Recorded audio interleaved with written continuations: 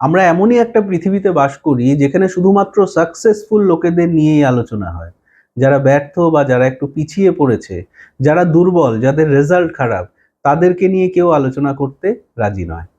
Recently 10+2 এর result declare করেছে, প্রায় সবকটা বোর্ডেরই রেজাল্ট বেরিয়ে গেছে। কিছু ছেলে মেয়ে আছে যাদের খুব সুন্দর রেজাল্ট, 90% এর ওপরে তাদের মার্কস এসছে। আবার কিছু এমন স্টুডেন্ট রয়েছে যাদের রেজাল্ট খুব ভালো হয়নি। এবার যখনই তাদের রেজাল্টটা খারাপ ডিক্লেয়ার হলো, সেই মুহূর্তেই যেন তাদের গোটা পৃথিবীটা পরিবর্তন হয়ে গেল। আশেপাশে সমাজ, বাবা মা, পরিচিত আত্মীয় স্বজন সবাই শুধুমাত্র ডিমোরালাইজ করা শুরু করে দিল। একটা খারাপ রেজাল্ট, একটা এক্সামের পারফরমেন্স যেন এটা প্রুভ করে দিচ্ছে যে গোটা জীবন ধরেই তারা তেমনই থাকবে এবং তাদের কোনো উন্নতি হবে না। আর ঠিক এই চিন্তা ভাবনাগুলোই ছেলে মেয়েদের অনেক দূরে পিছিয়ে দেয়। যাদের কিছু হওয়ার রয়েছে, যাদের মধ্যে পোটেনশিয়াল রয়েছে, তারা কিন্তু আর একটা দ্বিতীয় সুযোগ পাচ্ছে না।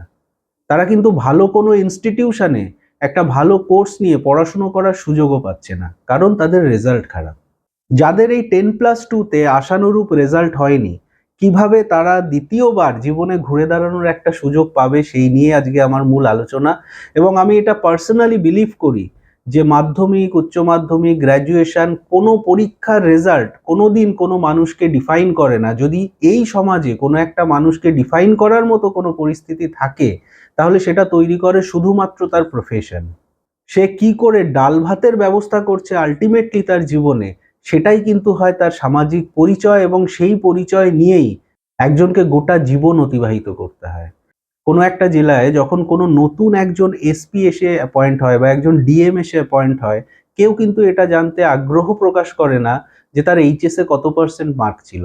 সে কি করছে এবং তার কি সামাজিক পরিচিতি, এটাই হচ্ছে সবচেয়ে বড় বিষয়। এবং কিভাবে আফটার এইচএস যাদের রেজাল্ট খারাপ তারা আরেকবার ঘুরে দাঁড়াবে, সরাসরি সেই আলোচনায় আমরা চলে আসি।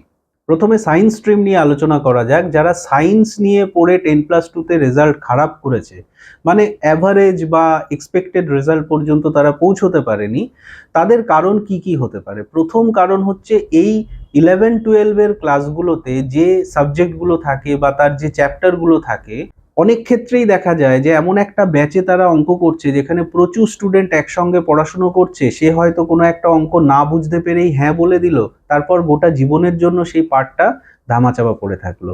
বা কেমিস্ট্রির কোনো একটা ইকুয়েশন সে বুঝতে পারছে না, কিন্তু সবার মাঝখানে জিজ্ঞেস করতে লজ্জা পাচ্ছে।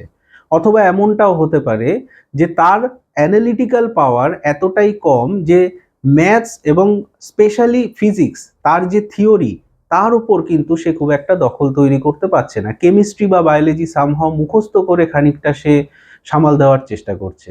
এক্ষেত্রে মূল কারণ একটাই হতে পারে যে তার হয়তোবা সায়েন্স নিয়ে পড়াশুনো করাটা উচিত হয়নি, কিন্তু সে সায়েন্সে ভর্তি হয়ে গেছে। এবার আফটার 10+2 তার কি করা উচিত? রেজাল্ট খারাপ, হয়তোবা খুব ভালো সাবজেক্টে চান্স সে পাচ্ছে না।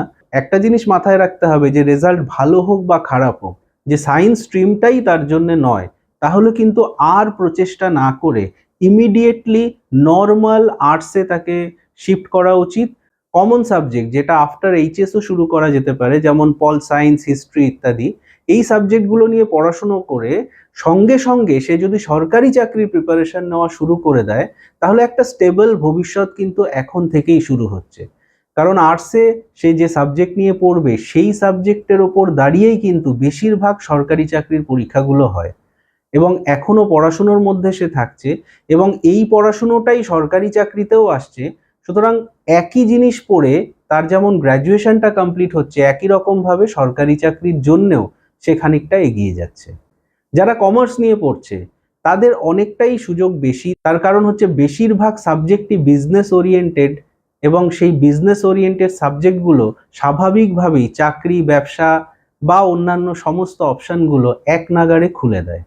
আর যারা আর্টস নিয়ে পড়াশুনো করছে এবং তাদের যদি পলিটিক্যাল সায়েন্স, হিস্ট্রি, জিওগ্রাফি, ইকোনমিক্সের মতো সাবজেক্ট থাকে, বা এই সাবজেক্টগুলো নিয়ে তারা যদি গ্র্যাজুয়েশনও কমপ্লিট করতে পারে, তাহলে অবভিয়াসলি ইউপিএসসি বা ডব্লিউবিসিএস এর মতো এক্সাম তাদেরকে টার্গেট করা উচিত।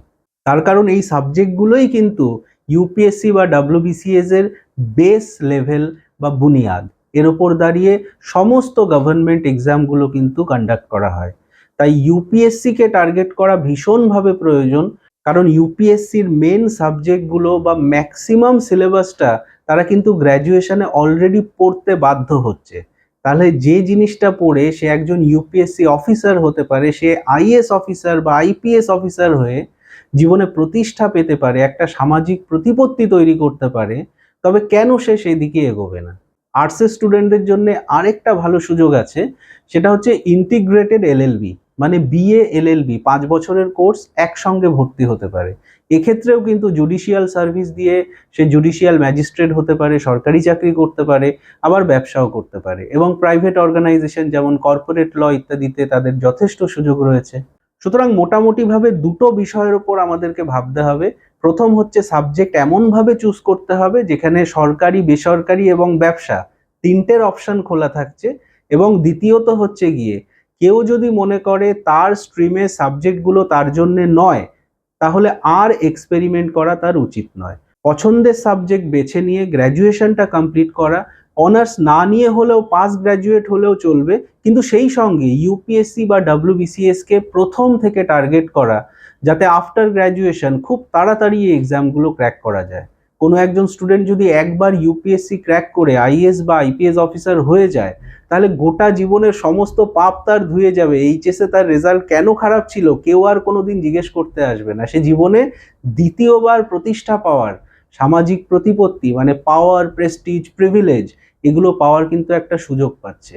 এবং সে এইচএসে খারাপ রেজাল্ট হওয়া সত্ত্বেও ডাক্তার ইঞ্জিনিয়ারদের থেকে খুব একটা কিন্তু পিছিয়ে থাকছে না, বরং অনেক অংশে অনেকটাই এগিয়ে থাকছে।